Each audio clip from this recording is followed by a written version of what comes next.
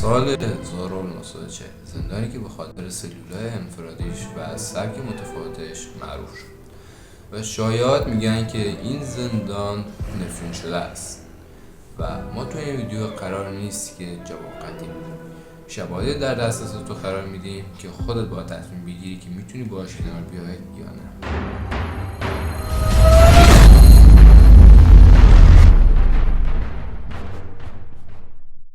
موضوع از اونجا شروع میشه که زندانیان و ماموران این زندان تجربیات عجیبی دارن از این زندان.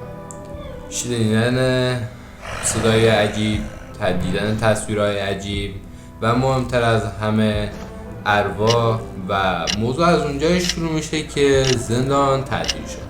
نه اینکه اوضاع بهتر شد بلکه بدتر هم شد. هر سال افراد زیادی به این زندان میرفتن به عنوان تحقیق و افراد زیادی برمیگشتن و افراد زیادی هم هرگز برنمیگشتن و همین موضوع این مکان رو به یه مکان شوم تبدیل کرد.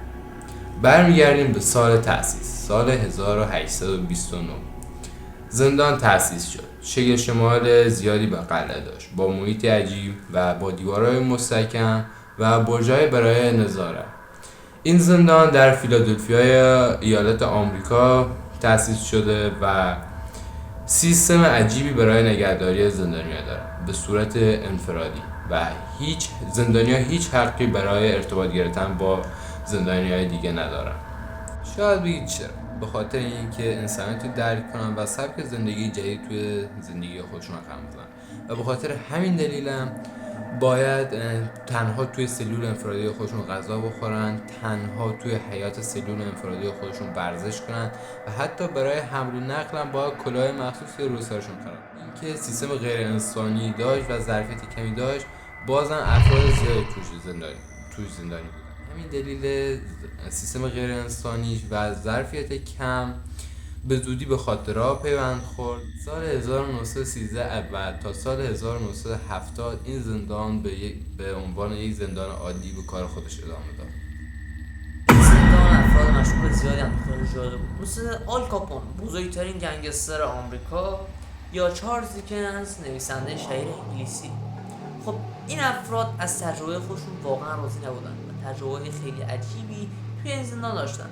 خب به صورت رسمی بعد از یک سال، یعنی توی سال 1970 تا 1971 این زندان متروک اعلام شد و افراد که توی این زندان بودن میگفتن باز اون اتفاقات شروع شد، یعنی باز شایعات، باز خبرها، باز اون صداها، باز ارواحها و باز تسخیر شدن شروع شد. افراد میگفتن که صداهایی میشنون و اتفاق این خبرها چه خبر بودن؟ مثلا خبرهایی که از بین دیوارهای سنگی میومد، اتفاقات وحشتناکی اونجا میافتاد، صداهایی که شبانه میومد، یا روی برجایی که هر شب یا بعضی از شبا یا حتی به سالها میکشید که یک مهمون یک جنازه بود. و حالا یکی از اون افرادی که گفتن این روح‌ها باز برگشتن، گری جانسون، و به صورت قطعی اعلام کرد و ادعا میکرد که باز اومدن سراغش.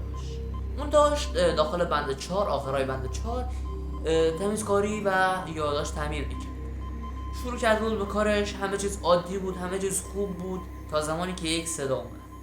پشت سرش نگاه کرد، دید چیزی نیست و گفت حتما یه موش دیگه، آقا یه موش هم میاد رد میشه، یه موش بی پدر اومد رد شد رفت. این اتفاقات توی این زندان در این سال به اندازه جذابیت داشتن که سریال‌های خیلی معروف هم میومدن چیکار میکردن، یکی از قسمت‌های خودشون رو به این ماجرا اختصاص بدن. مثلا چه سریالی شکارچیان ارواح، شکارچیان روح یا ارواح بود، یه چیز همینطوری مثلا که خیلی مهم نیست.